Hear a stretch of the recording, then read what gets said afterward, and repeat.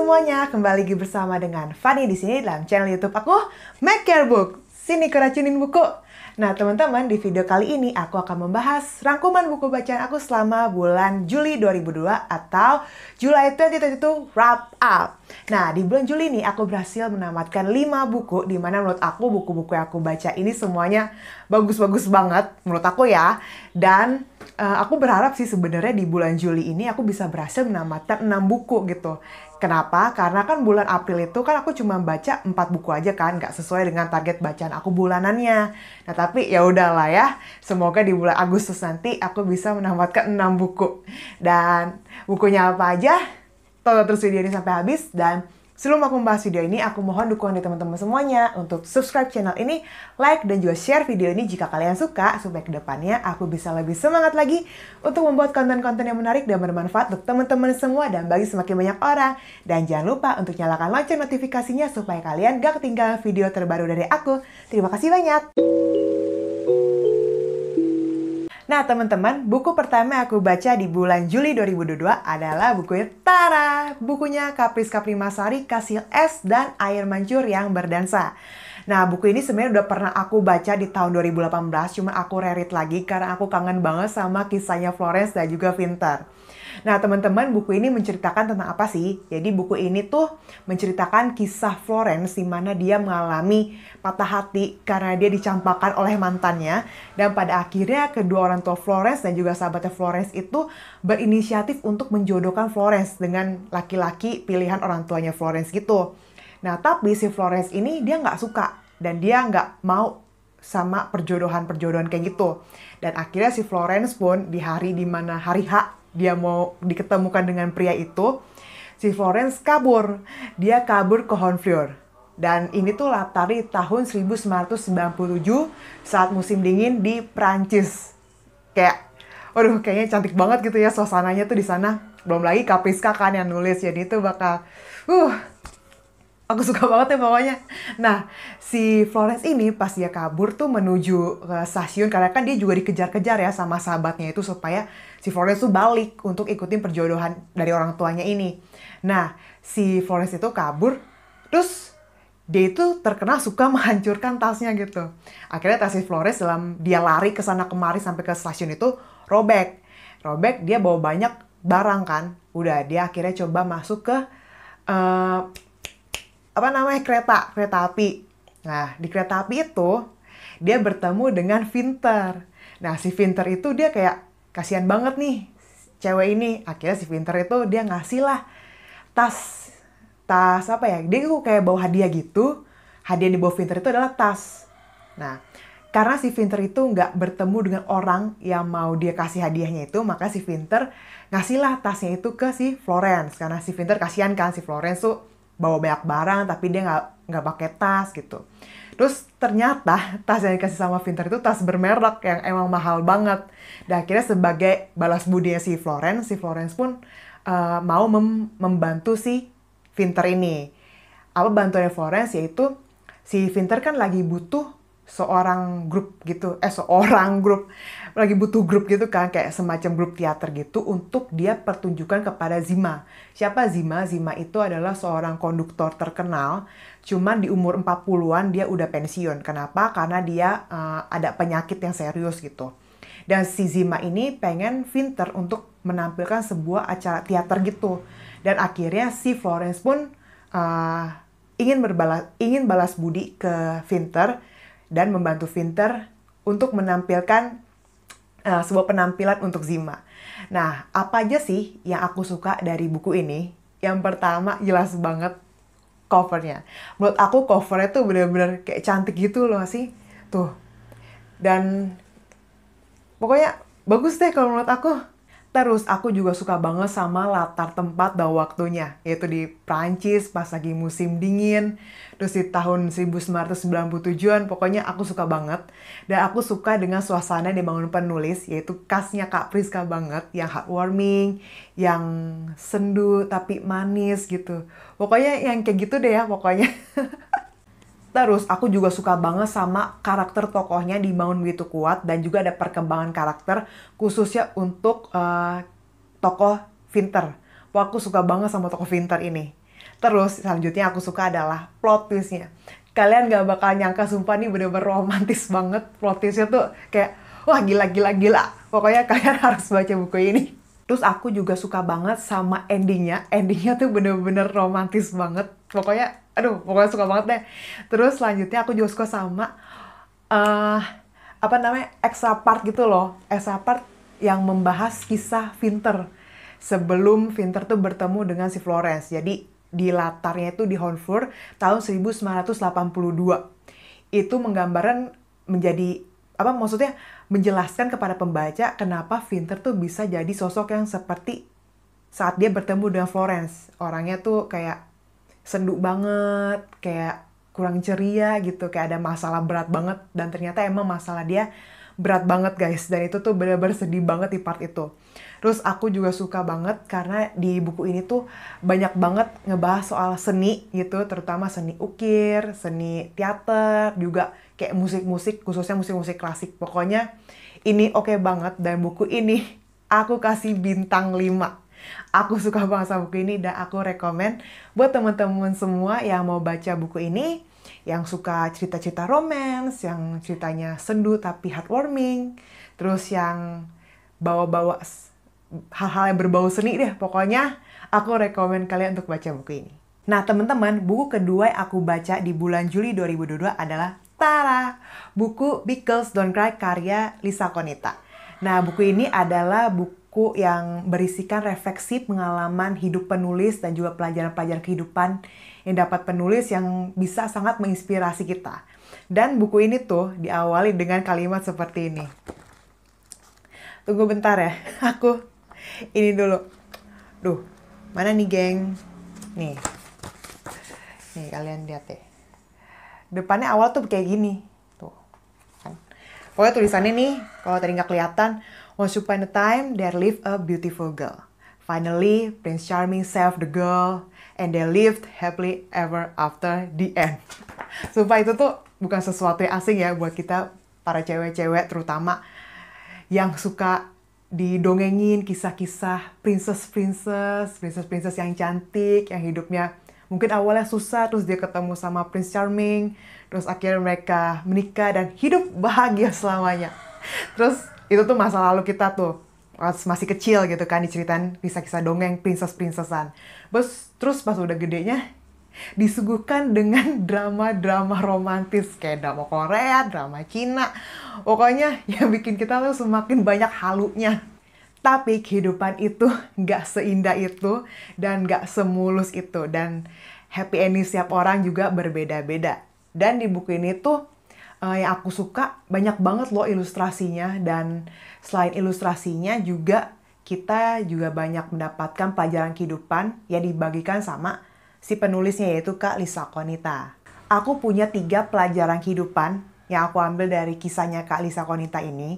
Yang pertama adalah setiap kita tuh dalam menghadapi kehidupan, menjalani kehidupan, pasti punya pilihan yang harus kita ambil. Nah, pilihannya itu selalu punya konsekuensinya masing-masing. Nah, apapun konsekuensinya yang kita ambil dari pilihan yang kita pilih itu, harus kita sikapi dengan sikap yang positif. Sehingga dengan demikian kita bisa menjalani pilihan kita, menjalani kehidupan kita dengan lebih baik lagi. Pelajaran kedua yang bisa kita ambil adalah setiap kita menghadapi sebuah tantangan atau kesulitan di dalam hidup ini, kita jangan langsung ciut, langsung lari dari permasalahan yang ada. Tetapi kita harus hadapi, usahakan untuk kita selesaikan dengan baik. Nah, karena setiap tantangan, setiap kesulitan dalam hidup kita itu pasti akan ada hal baik di dalamnya. Yaitu memberikan pelajaran kehidupan, membuat kita menjadi pribadi yang lebih baik lagi, bertumbuh lebih baik lagi. Jadi, teman-teman, kita hadapi aja, kita usahakan yang terbaik, dan tentunya jangan lupa selalu disertai dengan doa. Nah, pelajaran ketiga yang terakhir yang aku ambil dari buku ini yaitu khususnya untuk para perempuan, kalian jangan takut untuk bermimpi besar. Apapun impian kalian, sesulit apapun untuk dijalani, sebesar apapun hal yang harus kalian hadapi untuk mendapatkan impian itu, kalian harus tetap berjuang dan usahakan untuk bisa mencapainya. Gak usah pusingin apa kata orang lain, pokoknya percaya sama diri kamu, kamu pasti bisa. Dan buku Kalisa Konita ini aku kasih rating 4. Nah, oke teman-teman, buku ketiga yang aku baca di bulan Juli 2022 ini adalah Tara, bukunya Emily Bronte. Emily Bronte. Maaf guys, aku kurang tahu gimana cara bacanya. Pokoknya ya, Emily Bronte mungkin ya. Yaitu Wuthering Heights. Nah, buku ini mengisahkan tentang apa? Jadi ini menceritakan tentang kisah cinta, kayak genrenya romance gitu, antara Heathcliff dan juga Catherine Earnshaw. Jadi dalam perjalanan bisnisnya, dalam perjalanan pulang dari bisnisnya itu, Mr. Earnshaw, yaitu ayah dari Catherine Earnshaw, dia bertemu dengan Heathcliff. Di mana kondisi Heathcliff saat itu benar-benar menyedihkan dan dia juga sebatang kara. Akhirnya hati Mr. Earnshaw yang baik hati itu, dia nggak tega, dia berinisiatif untuk mengadopsi Heathcliff. Akhirnya dia dibawa lah si Heathcliff ini ke rumah si Mr. Earnshaw, yaitu Wuthering Heights. Dari sana bertemulah si Heathcliff ini dengan kedua anaknya Mr. Earnshaw, yaitu Henley dan juga Catherine Earnshaw. Nah, si Henley ini dia kurang suka sama si Heathcliff, begitu juga dengan Catherine.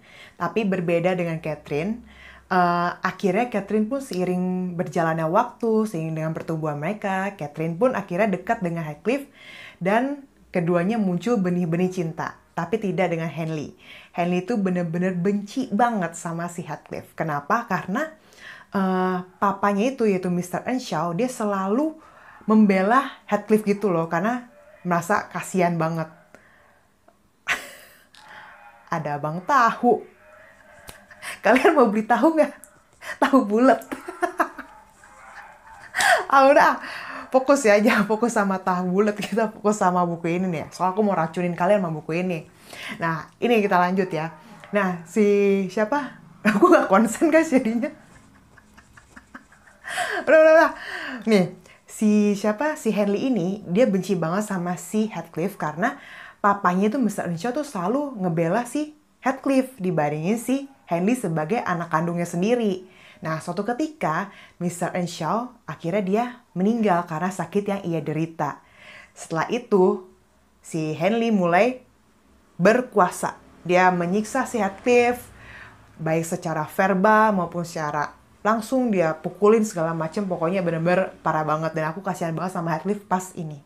Belum lagi dapat perilaku yang tidak baik dari Henley. Si Heathcliff ini juga mendapatkan perilaku yang tidak baik dari keluarganya Mr. Linton. Nah, Mr. Linton ini dia punya dua anak, yaitu Edgar dan juga Isabella. Nah, si Edgar ini tuh dia sejak masa mudanya dia udah suka sama si Catherine. Jadi waktu itu si Heathcliff sama si Catherine setelah meninggalnya Mr. Earnshaw, mereka tuh kayak jalan-jalan gitu loh, jalan-jalan. Terus akhirnya ketemulah rumahnya si Mr. Linton ini. Jadi itu rumah mereka tuh kayak jauh-jauhan gitu loh di masa itu, di Inggris pada masa itu. Nah, akhirnya mereka ketemu lah sama rumahnya keluarga Mr. Linton. Terus kayak ada kejadian-kejadian, akhirnya si Catherine ini pun dirawat sama Mr. Linton kurang lebih selama seminggu. Sedangkan Heathcliff disuruh pulang. Pokoknya itu juga kasihan banget pandangan orang-orang terhadap Heathcliff itu. Kayak gak ada rasa kasihan, rasa prihatin, kemanusiaan itu nggak ada sama sekali. Pokoknya, kasihan banget deh si Heathcliff ini. Nah, teman-teman, seiring dengan berjalannya waktu, akhirnya si Catherine, dia kan juga cinta kan sama si Heathcliff. Cuman karena keegoisannya, terus karena harga dirinya, si Catherine itu nggak mau menikah sama si Heathcliff. Dia lebih memilih menikah dengan Edgar Linton. Dan emang si Edgar kan emang udah lama kan, emang dia cinta bati sama si Catherine. Akhirnya Catherine pun menikah dengan si Edgar yang emang jelas orang bangsawan, dia kaya, terpandang, keluarganya jelas asal usul bibit bebet bobotnya. Ya udah akhirnya Catherine menikahlah sama si Edgar Linton ini. Dan itu tuh benar-benar bikin sakit hatinya si Heathcliff. Akhirnya si Heathcliff tuh pergi selama kurang lebih 3 tahun deh kalau nggak salah. Terus dia kembali menjadi pemuda yang lebih semuanya deh, berpendidikan, terus dia juga kaya raya, dan dia juga membawa dendam. Pokoknya seru banget, kalian bisa melihat sendiri gimana perjuangan Heathcliff dari dia kecil, semua rasa sakit yang dia terima, dan juga apakah dia berhasil? untuk melampiaskan dendam-dendamnya. Tapi ya udahlah ya, kalian baca ya sendiri buku ini. Nah, buku ini alurnya maju mundur. POV 1 dari Mrs. Dean itu dia merupakan seorang pelayan dari keluarga Earnshaw, lalu dia jadi pelayan keluarga Linton, abis itu dia jadi pelayan Heathcliff. Nah, abis itu juga dari POV 1-nya Mr. Lockwood. Mr. Lockwood ini adalah penyewa rumahnya si Heathcliff.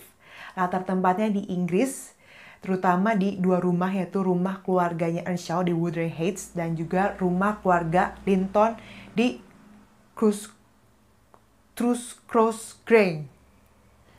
Susah guys namanya. Bentar ya. Bentar. Cross Grange. Tahu susah bacanya. Dan apa aja sih yang aku suka dari buku ini? Yang pertama, seperti biasa, covernya. Aku suka cover yang ini. Sebenarnya kan dia ada cover yang lain-lainnya kan, yang terjemahan itu. Belum lagi yang sekarang yang diterbitin lagi sama si GPU itu kan, Gramedia kan ada yang cap merah, kan ada yang baru tuh. Covernya itu juga bagus. Saya menurut aku yang ini tuh kayak lebih klasik gitu loh. Terus kayak lebih menggambarkan Heathcliff dan juga Catherine. Tuh, ya kan? Menurut aku sih bagusan yang ini ya. Terus yang aku suka adalah cerita di buku itu kompleks banget dan bisa mencampur aduk emosi pembaca. Aku juga suka bagaimana penulis menciptakan tokohnya dan penokohannya yang kuat dan juga apik. Membaca buku ini juga menambah pengetahuan kita tentang bagaimana sih kehidupan masyarakat Inggris pada masa itu. Terus aku juga suka banget interaksi antara Hareton dan juga Catherine Linton, di mana keduanya ini sangat menyukai buku bacaan. Pokoknya mereka berdua tuh bener-bener, aku suka banget nih sama mereka berdua, apalagi interaksi mereka setiap mereka tuh ngomongin buku bacaan. Dan yang terakhir aku suka adalah aku suka sama endingnya dan juga penyelesaian konfliknya. Dan buku ini aku kasih rating 4.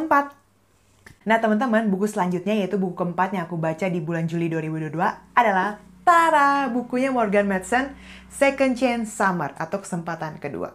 Nah, buku ini sudah aku buat reading dan juga review vlognya. Jadi beberapa waktu yang lalu, aku ada bikin polling di Instagram aku, di story Instagram, untuk menanyakan pada teman-teman di sana, kalian mau aku bikinin reading dan review vlog apa nih? Karena aku selama ini kan, sejak aku buat channel YouTube ini, aku belum ada reading vlog kan. Jadi aku mau bikin reading vlog. Dan aku tanya ke teman-teman di Instagram aku, mereka mau dibuatin reading vlog buku apa gitu. Dan akhirnya buku ini menjadi pemenang ya. Jadi untuk review lengkapnya, kalian bisa nonton reading dan juga review vlog buku Second Chance Summer ini. Untuk linknya sudah aku cantumkan di kolom deskripsi. Dan buku ini, aku bocorin dulu, aku kasih rating 4,5. Sebenarnya aku pengen banget kasih buku ini rating 5. Karena menurut aku emang bagus banget, tapi ada beberapa hal yang bikin aku menurunkan ratingnya di akhir-akhir jadi 4,5. Buat kalian penasaran kenapa hal itu bisa terjadi, kalian bisa nonton langsung video reading and review vlog dari buku Second Chance Summer ini. Nah teman-teman, buku terakhir yaitu buku kelima yang aku baca di bulan Juli 2022 ini adalah Tara, bukunya Surya Putri, Linger On. Nah, buku Linger On ini menceritakan tentang apa? Sebelum aku kasih tahu dulu menceritakan tentang apa, aku wanti-wanti dulu kalau buku itu mengandung bawang, benar-benar bawang banget. Jadi di buku Second Chance Summer tadi, itu juga mengandung bawang. Ini juga, jadi di bulan Juli ini banyak banget buku-buku yang mengandung bawang yang aku baca. Astaga, tapi aku suka karena mereka semua bagus-bagus menurut aku ya. Dan buku Linger On ini menceritakan tentang apa? Menceritakan tentang kisah hidup Kinan, yaitu gadis yang dia dideskripsikan sebagai gadis yang cantik, pinter, terus dia juga ceria, terus dia juga jago nyanyi, jago main musik juga, karena dia merupakan penyanyi dari grup band O'Day Band, yaitu band dari SMA Orbital, SMA-nya si Kinan ini. Nah, si Kinan yang ceria bagaikan sinar matahari yang menerangi orang-orang di sekitarnya, ternyata dia itu punya kehidupan yang sangat menyedihkan, banyak luka yang tergores di jiwanya itu. Pokoknya benar-benar sedih banget. Kalian bisa perhatikan dari ini nih covernya. Ini ceritanya si Kinan gitu. Ini kalau dilihat raut wajahnya tuh benar-benar sedih banget. Pokoknya kehidupan dia benar-benar sedih banget. Dan dia nggak pernah tunjukin hal itu ke orang-orang di sekitarnya. Ke temen-temennya, ke sahabat-sahabat tuh enggak. Dan dari manakah luka-lukanya Kinan itu berasal? Yang menggerogoti hati dan juga jiwanya. Itu dari keluarganya, dari sahabatnya, dan juga dari kekasihnya. Nah teman-teman, kisahnya Kinan itu bener-bener sedih banget asli. Dan kalau misalnya dia kayak merasa sesuatu yang baik terjadi dalam hidup dia bahagia, dia merasa utuh, si Kinan itu tuh kayak takut gitu loh. Kenapa? Karena setiap hal-hal yang membahagiakan itu pasti bakal ada badai. Badai lagi menerpa kehidupan dia, dan bahkan badainya itu bisa lebih parah dibanding badai-badai sebelumnya. Selain buku ini ngebahas tentang kehidupannya Kinan dan juga kesedihan di hidupnya dia itu, kita juga akan melihat kehidupan Gaha dan juga perjuangan hidupnya Gaha yang juga gak mulus banget karena Gaha ini selalu dituntut untuk serba sempurna dari orang tuanya. Gaha itu siapa? Gaha itu adalah